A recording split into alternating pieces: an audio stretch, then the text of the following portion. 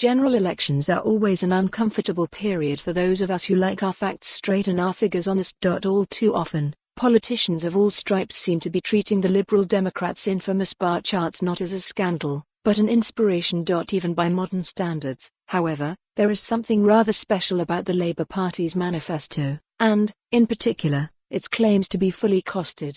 It's not just the £58 billion promised to repay the women who lost out on their state pension due to increases in the retirement age, which suddenly appeared out of nowhere, representing, by the way, the transfer of an indecently large amount of wealth to a generation that is already far more affluent than those below it. Even on its own terms, the Labour manifesto only balances the books by simply ignoring dozens of spending pledges contained within it. Shadow Chancellor John McDonnell has form on this. Back in 2017, Labour's first fully costed manifesto contained, by my count, roughly 80 spending commitments, some of them substantial, and most completely ignored in the accompanying spreadsheet. This time round, the Conservatives have released an attack document pointing out 68 omissions in terms of day-to-day spending commitments that Labour has promised but not costed, many of which are very expensive indeed. And that's not even including a host of other big-ticket items. Alongside £80 billion extra a year in tax and spend, plus the unknown cost of those 68 other pledges, Labour has already promised £400 billion in capital investment.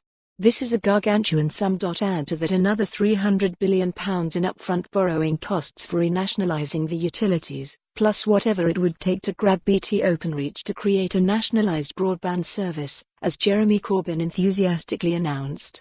Then an extra £190 billion in loans to homeowners to insulate their houses. And another £75 billion borrowed from the private sector to build new wind farms. Top it all off with the cost of actually paying interest on all this borrowing. It may be that the bond markets prove superhumanly tolerant of the Corbyn-McDonnell regime. But even if so, it is very hard indeed to see how these sums can be absorbed purely via extra taxation on the rich and the corporations, as McDonnell promises. In fact, it's downright impossible, as Corbyn eventually admitted while being grilled/flambéed by Andrew Neil. Perhaps my favourite example of Labour's slapdash attitude towards its sums comes from its promise to introduce a 4-day week over the coming decade. Research by our think tank, the Centre for Policy Studies, found that to do this tomorrow, it would cost £45 billion a year in extra staff costs for the public sector.